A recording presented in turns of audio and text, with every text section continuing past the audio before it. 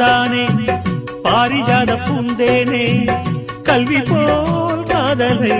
கற்றுத்தர வந்தேனே கற்றுக்கொடு கண்ணாலே கன்னிமயில் உன்னாலே என்னவோ என்னவோ இன்பங்களை கண்டாலே பருவக் கனவு பிறக்கும் பொழுது இறகு முளைத்து பறக்கும் மனது